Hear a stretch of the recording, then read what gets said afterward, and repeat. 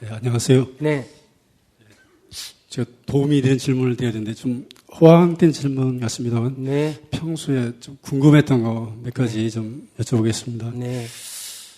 이게 저 불교의 우주관에 관해서 한번 여쭤보고 싶은데요.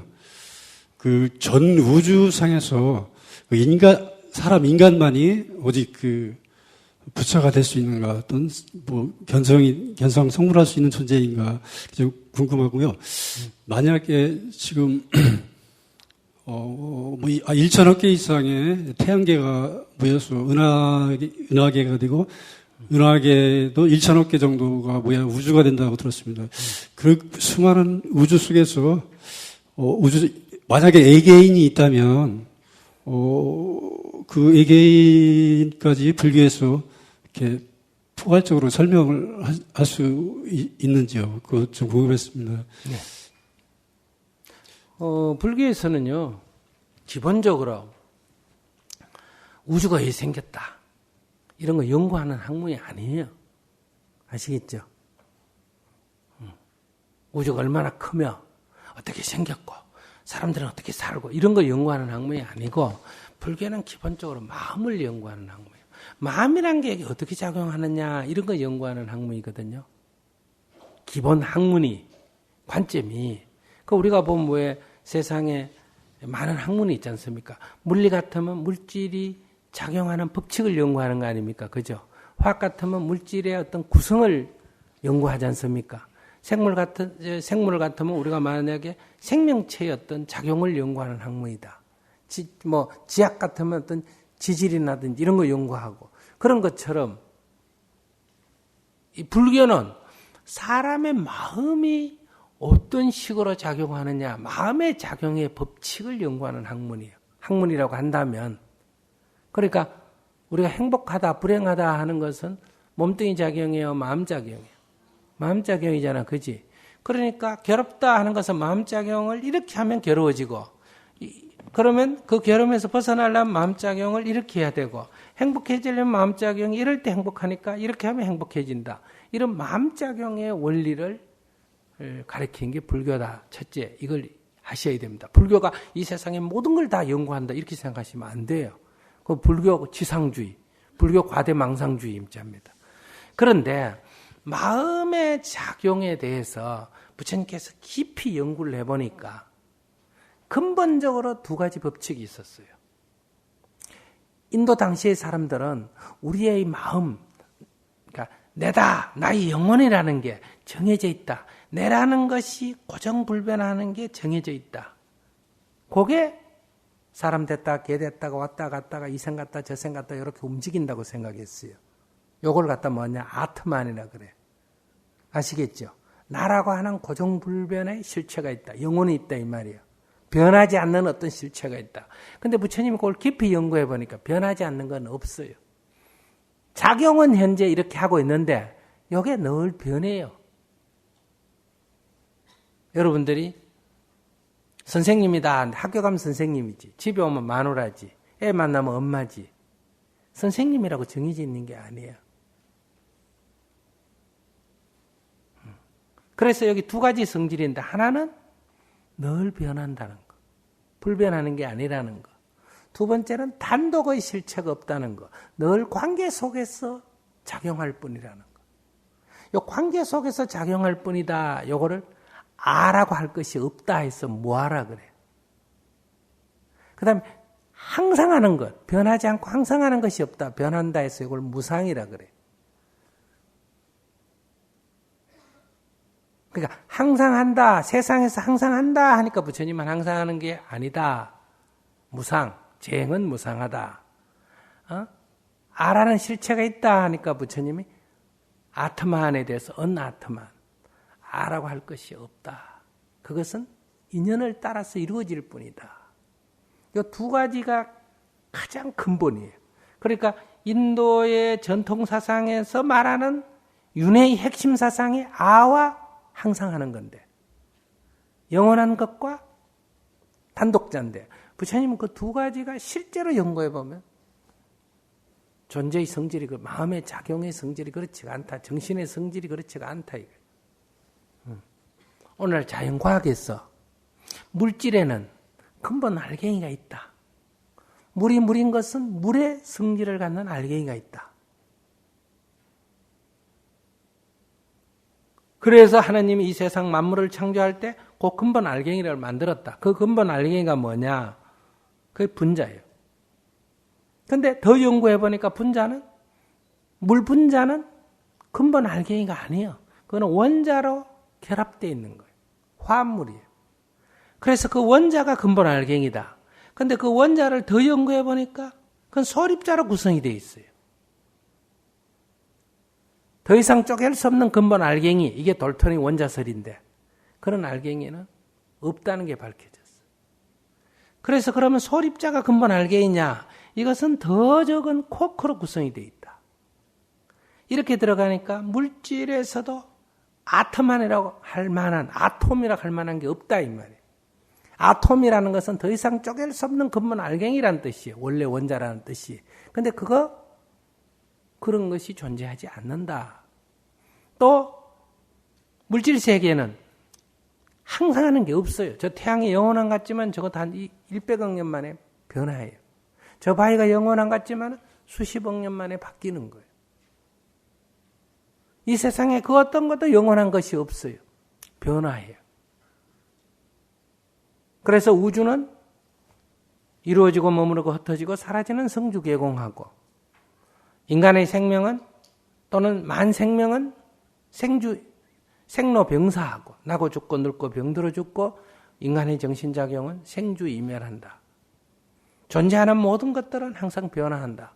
그래서 과학 물질을 연구한 거의 결과적인 법칙과 정신작용의 결과적 법칙이 일치합니다. 근데 생명에 대해서 연구하면 어떠냐? 종자설이 있어요. 개가 개인 거는 개일 수밖에 없는 종자가 있었다. 그래서 그 종자는 바꿀 수가 없어요. 근데 요즘 그 종자를, 생명을 연구해 보니까 결국은 유전자의 결합에 의해서 있어. 유전자만 바꿔버리면 종자가 바뀌어버려요. 그것도 무하여. 그리고 이 생명이라고 하는 것은 늘 변화하는 거예요. 여기도 무상과 무하가 작용하는 거예요. 그러니까 우리가 물질 세계, 물질과 물질 사이에 어떤 작용이 있나? 서로 잡아당기는 작용이 있다. 그 잡아당기는 작용을 인력이라 그래요. 그 인력은 두 물체 사이의 거리의 제곱에 반비례하고 두 물체 사이의 질량의 곱에 비례한다. 이게 만유인력이란 말이에요.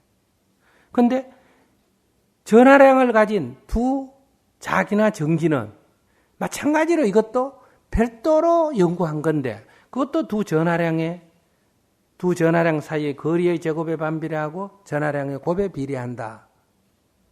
이런 인력 또는 기력, 또 원자 핵에서 작용하는 강력, 양력, 이런 것이 다 다른 힘이지만은 아인슈타인이 생각할 때는 이것도 결국은 한 가지 원리에서 작용하지 않겠느냐.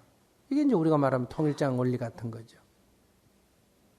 그런 것처럼 불교는 물질을 연구한 학문은 아니에요. 그러나 불교는 정신을 연구한 학문이지만은 결국 근본 법칙에 있어서 물질에도 적용하고 생명에도 적용이 된다는 거예요. 그러니까 불교는 과학적으로 분석해도 아무런 하자가 없다. 어떤 종교는 그것이 법칙을 연구한 게 아니니까 과학적으로 접근하면 오류가 생기는데, 불교는 과학적으로 접근해도 앞으로 유전자 조작이 일어나더라도 복제를 해도 불교의 사상과 법칙이 하나도 어긋나지 않아요. 교리 어긋나지 않는다. 왜? 불교 자체가 법칙을 연구한 거기 때문에. 그래서 가르침을 뭘 한다? 법이라 그러잖아. 불법이라 그러잖아. 그런 데서 불교는 과학에 어긋나지 않는다. 물질적 과학이든 생명과학에 어긋나지 않는다고 말할 수가 있다. 종교와 과학이 서로 다르다 하지만 불교라고 하는 종교는 과학과 함께 간다. 그러나 불교가 과학이다 이런 말하면 안 돼요. 그런 측면에서 불교의 세계관에서는 항상 실제의 모습이 어떠냐를 연구하니까 이 인도 또는 불교의 우주관에서는 우주를 연구하는 건 아니지만은 인간만 산다 이렇게 생각 안 해. 인간과 많은 생명이 사는데 그 작용이 서로 조금 다를 뿐이지 결국은 존재를 같이 보는 거예요. 물질적인 존재나 생명이나 인간 존재나 거의 다 같이 봐요. 그래서 돌멩이라고 하는 것은 물질적인 존재인데 인간도 물질로 이루어져 있어. 그런 면에서 동등해. 그런데 이 물질적인 존재가 생명이 되면 어떠냐? 생명의 작용이 있어. 생명은 물질과 동일하게 구성이 되어 있지만 작용은 서로 달라. 또 생명작용에서 다음 작용이 정신작용이에요. 그래서 다람쥐나 사람은 생명작용에서 동일한데 정신작용에서 차이가 있어. 그래서 인간은 다람쥐와 똑같은 건 아니지만 다람쥐하고 완전히 다른 것도 아니에요. 그러니까 공통 기반을 갖고 다음 단계에 약간의 차이가 있다 이런 얘기예요. 그렇기 때문에 우리가 어떤 게 부처냐? 괴로움이 없는 자유로운 존재를 부처라 그래요. 그렇기 때문에 깨달아 보면 돌멩이는 부처예요. 무슨 말인지 아시겠어요? 그러니까 저 물체마저도 그냥 불성이라 부처라고 하면 부처인 거예요. 그리고 이 우주는 무한히 존재하는 걸로. 겐지스강에 모래알 수만큼 많이 존재하고 또 거기에는 수많은 생명이 존재하고 수많은 생명마다 수많은 번뇌가 존재하고 그러니까 겐지스강의 모래알 수만큼 많은 삼천대천세계가 존재하고 삼천대천세계 한 개마다 수많은 헤아릴 수 없는 생명체가 존재하고 즉 중생이 존재하고 중생 하나하나마다 수많은 번뇌가 존재한다. 그러나 그 기본 원리가 같기 때문에 부처님께서는 그것을 다 아신다 이렇게 말한 거예요. 태평양 바닷물을 다 먹어봐야 짠 줄 아는 게 아니라 한 방울만 먹어봐도 짠 줄 알듯이. 그런 데서 그걸 연구한 건 아니지만 기본적인 그런 토대를 갖고 있다. 그러니까 우주에 그러니까 겐지스강에 모래알 수만큼 많은 다른 세계가 있고 그 세계마다 다 다른 생명이 살고 있고 그 생명마다 다 이 문화 수준이 생명의 정도의 수준이 다 다르다. 물질로만 돼 있는 데도 있고 원시 생명이 있는 데도 있고 인간보다 훨씬 더 정신 문명이 발달한 세계도 있다. 수명도 우리는 100살이다 하면 어떤 데는 500살도 있고 어떤 데는 5만 살도 있고 그러나 그 모든 아무리 수명이 길다 하더라도 그 명은 제한되어 있다. 이런 기본적인 사고를 갖고 있기 때문에 불교를 연구하면 뭐 과학할 필요가 없다가 아니고 과학은 과학대로 필요한데 과학과 불교는 배치되지 않는다. 이렇게 이해하시면 될 것 같아요. 감사합니다. 네.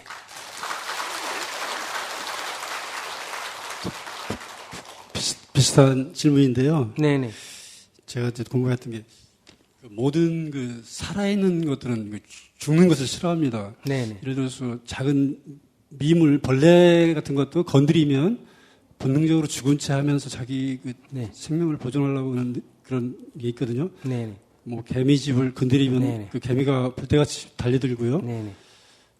그런데 그러한 것을 본능이라고 하는데 본능이라는 것은 오랜 기간 동안 이렇게 학습에 의해서 이어지는데 결국은 본능적으로 죽는 것을 싫어합니다. 네네. 그래서 그런 죽는 것을 싫어하는 것이 뭐 동물뿐 아니라 모든 식물도 마찬가지일 것 같은데요. 그러한 원리가 자연을 이렇게 이루어놓는 상태가 아닌가 생각이 들고요. 그런 차원에서 본다면 우리가 죽는 걸 싫어하는 것을 어떤 집착이나 욕심이라고 생각하면서 그걸 볼 때 사람이 이렇게 악착같이 살라고 하는 것도 하나의 자연스러운 현상이 아닌지요. 전 그렇게. 네네. 사람이 살려고 하는 자연스러운 현상인데 자연은 무조건 영원히 존재하려는 거 아니에요. 그 배움에 의해서 형성된 거 아닙니다. 그것은 자연적인 거예요. 그저 유전자 그 자체의 원리가 거기에 내장되어 있는 기록이 존재는 존재하려고 존재하려고 돼 있는 거예요. 근데 그게 일정한 기간이 끝나면 자연스럽게 그 작동을 멈춥니다. 그러니까 우리가 아직 살아있는 거를 죽이려고 하니까 반발을 하는 거지. 그것이 늙어서 그 작동이 멈출 때는 살리려고 해도 죽습니다. 봄에 피는 이 삭을 여러분들이 따버리면 어때요? 또 새로 올라옵니까? 안 올라옵니까? 올라오죠. 근데 가을에 되면 내가 안 따도 지가 저절로 떨어집니까? 안 떨어집니까? 떨어져요.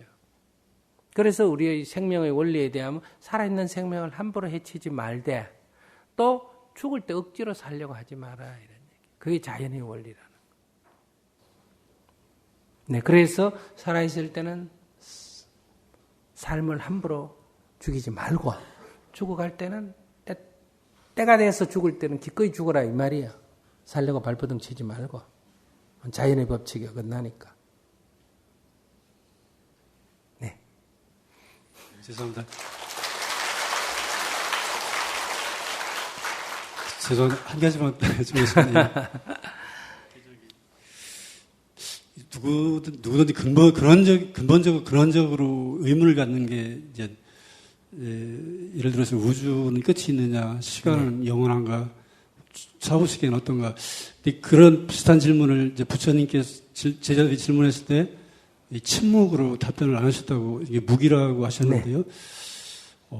근데 그때 상황에 사람들이 이해를 하지 못했기 때문에 답변을 안 하실 건지 아니면 지금 다시 그런 질문을 드린다면 부처님께서 이렇게 질문을 하실 수 있... 아까도 얘기했지만 부처님은 뭘 연구한 사람, 우주를 연구한 사람이면 마음을 연구한 사람.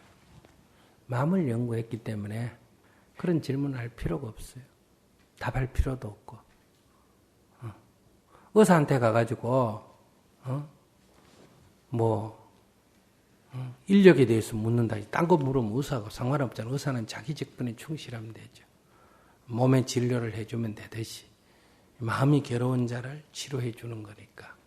그러니까 그런 공상, 예를 들면 하나님이 이 세상을 창조했느냐 이렇게 물었을 때 그렇게 믿는 사람은 창조했다고 믿고 있잖아. 그죠? 그렇게 안 믿는 사람은 그건 허황된다고 말하지 않습니까? 그죠? 그럴 때 부처님은 그런 건 별 의미가 없다는 거예요. 믿음에 관계되는 건 개인의 영역에 속하니까 영원하다고 믿으면 믿으라는 거예요. 영원하지 않다고 믿으면 믿으라는 거예요. 그건 믿음에 관계되는 문제. 대답을 안 한 거는. 그런 것이 어떤 깨달음의 하나 깨달음이라고 보지 않을까요? 그건 깨달음하고 아무 관계 없는 거예요. 믿음은. 믿음에 관계되는 것은 부처님 일체. 그건 그 개인의 영역이에요. 우리 헌법에도 보장되어 있어요. 사상, 이념, 믿음, 종교, 그건 개인의 영역이다. 그건 타치할 필요가 없어요. 그러한 질문이 가장 근원적인 질문 같아서. 근원적인 질문 아니에요. 그거는. 그냥 사람의 생각이지. 그러니까 이 세상을 누가 만들었느냐?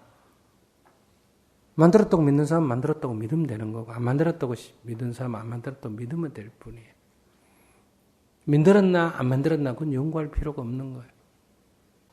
그렇다면 저는 인간이 좀 잠시 왔다 가면서 그런 걸 한번 알고 가는 게 의미가 있지 않나 그런 생각을 해봤습니다. 그런 사람은 연구하면 되는 거예요. 그런 사람은. 그렇게 생각하는 사람은 그렇게 하라는 거예요. 그래서 부처님은 다른 종교에 대해서 일체 말 안 하신 거예요. 그냥 진짜 강가강에서 모욕하면 죄가 사라지고 하늘나라에 갑니까? 이렇게 물으니까 부처님께서는 그렇다 안 그렇다 대답 안 했잖아요. 그들의 말이 맞다면 강가강에 사는 물고기가 가장 먼저 하늘나라에 가겠구나. 이렇게 얘기하신 거예요. 예, 감사합니다. 죄송합니다. 예. 네.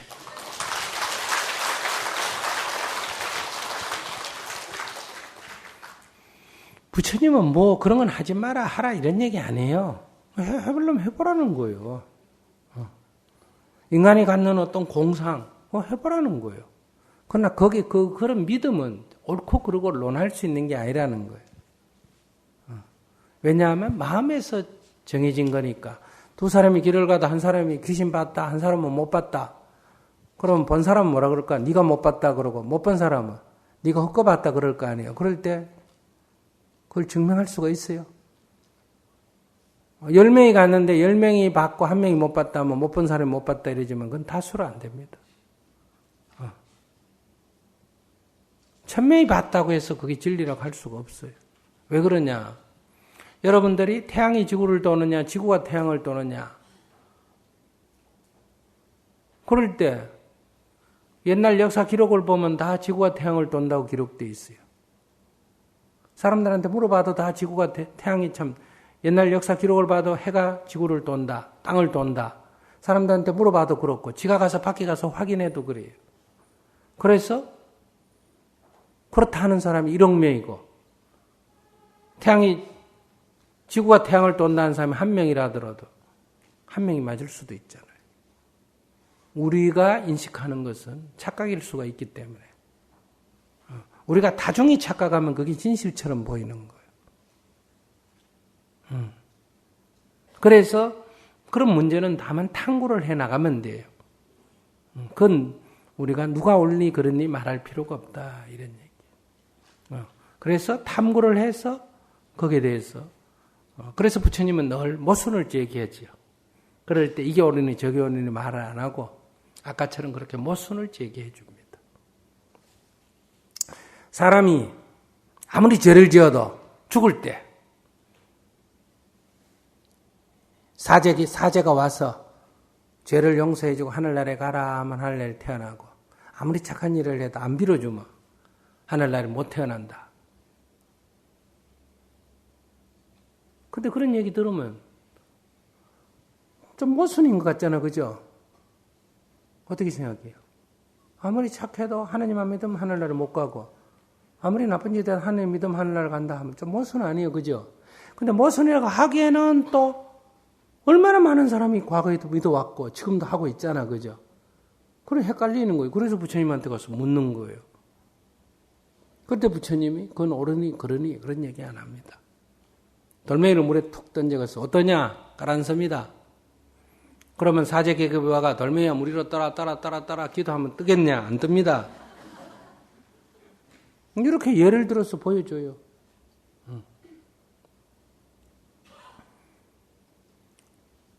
그것이 진리인 것처럼 살아있는 생명을 죽이고 남의 물건을 뺏고 훔치고 다른 사람을 성추행하고 성폭행하고 거짓말하고 욕설하면 그것은 지은 죄가 무거운 것이어서 돌멩이처럼 무조건 아래로 가서 지옥으로 떨어진다. 즉 괴로움에 빠진다.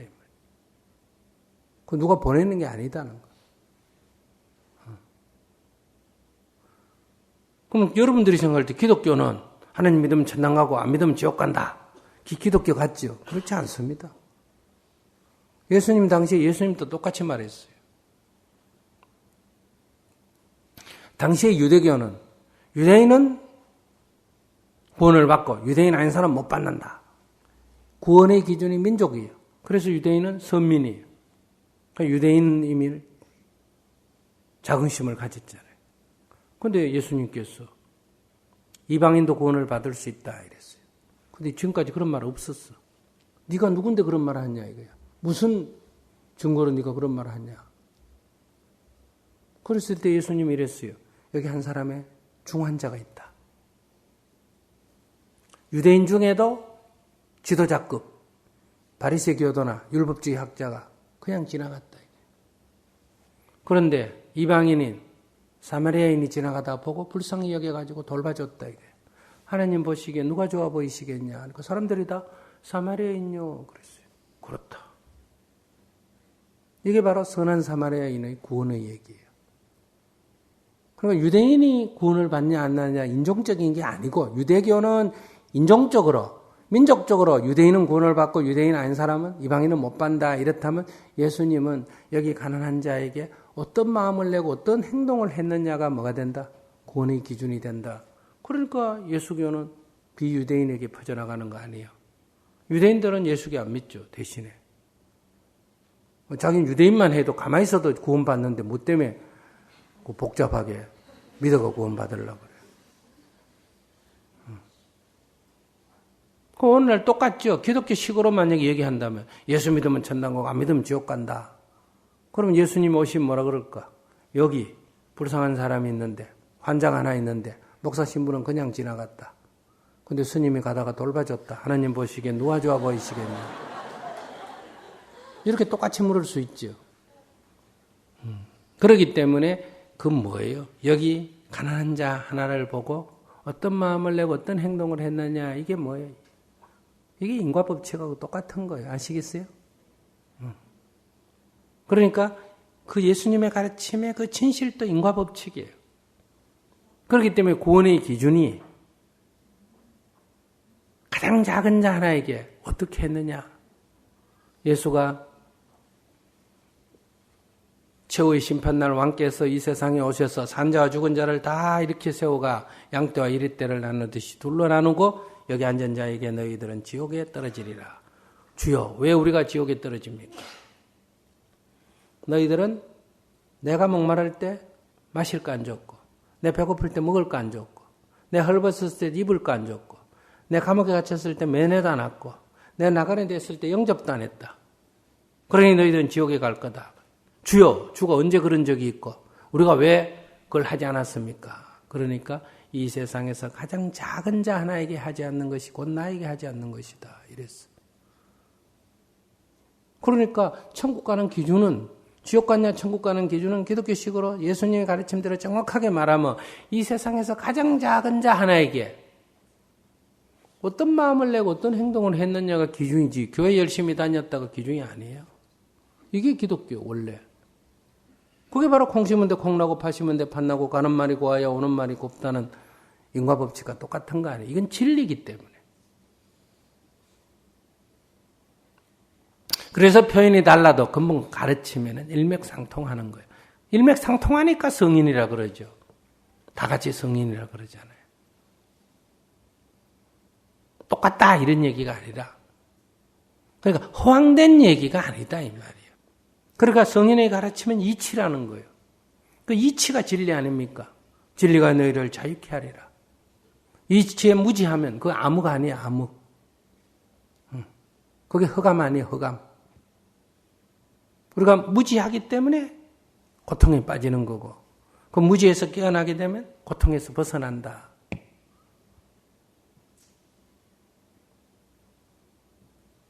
그래서 이제는 우리가 과학이니 종교니 불교니 기독교니 그런 차원을 넘었어야 돼요. 원래 부처님의 가르침은 세상의 수많은 종교 가운데 하나, 과학과 대별되는 종교 가운데 하나, 그게 불법이 아니에요. 불법은 진리예요. 그것이 과학이든 그것이 사회든 그것이 어느 종교든 그건 뭐 구애받을 게 있어요. 우리는 진리를 추구하는 거지, 진실을 추구하는 거지, 무슨 어떤 집에 갇혀서 살려고 불교하는 거 아니에요. 목사라도 진리에 눈 떠 있으면 도반이 되는 거고, 스님이라도 어리석으면 중생이고 그런 거예요.